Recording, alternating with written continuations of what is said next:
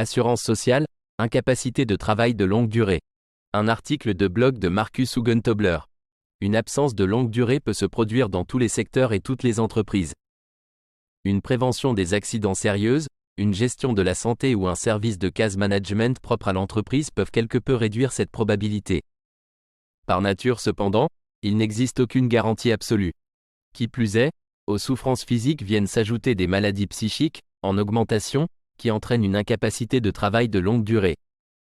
Quoi qu'il en soit, la question qui importe, c'est de savoir comment l'entreprise gère la situation face à un événement qui risque d'entraîner une incapacité de travail de longue durée. La première question consiste à voir à quel point l'employeur s'occupe d'un collaborateur qui se trouve peut-être au début d'une longue incapacité de travail. Nombre d'employeurs ne font guère d'efforts. Pour eux, les choses sont claires. C'est l'assurance qui paye, et donc la couverture sociale économique couvre la personne concernée. Dans ce contexte, le cas est vite oublié. Si la personne réapparaît en bonne santé, la réaction est la suivante. Ah, tu es de retour ? Dans une telle situation, il conviendrait de procéder à un case management, qui consiste en un suivi étroit et structuré de la personne concernée. Il est vrai que cela est plus facile à réaliser pour une grande entreprise que pour une petite société. Mais ce n'est pas une raison de se désintéresser de la situation. Chaque employeur peut de temps en temps demander à son personnel comment il se porte globalement.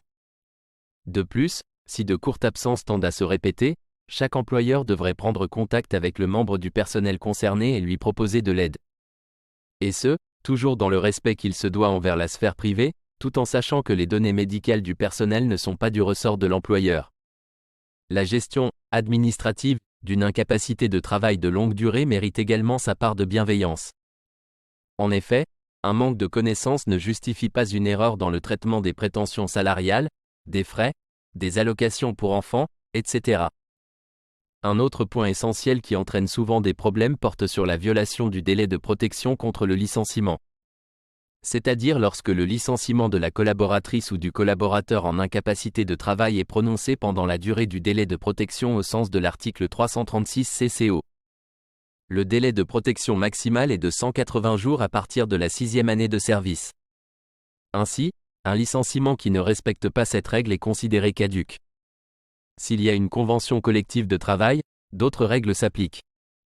On voit de temps à autre un lien entre la protection contre le licenciement et la couverture sociale en faveur du personnel. Cependant, le législateur ne prévoit pas cette situation. Dans ce cas, selon les dispositions de la CCT, il n'est pas possible de licencier un collaborateur ou une collaboratrice qui perçoit encore des indemnités journalières de l'assurance d'indemnité journalière accident ou maladie. À cela s'ajoute un aspect financier au sujet duquel peu d'entreprises sont au courant. Une multiplication d'absences de longue durée génère des cas négatifs, qui se répercutent sur l'assurance d'indemnité journalière, sous forme de hausse des primes. Encore une raison supplémentaire pour les entreprises de s'investir davantage dans la santé et le bien-être de leur personnel. D'ailleurs, il peut être très utile pour les agents fiduciaires de s'intéresser à ces questions.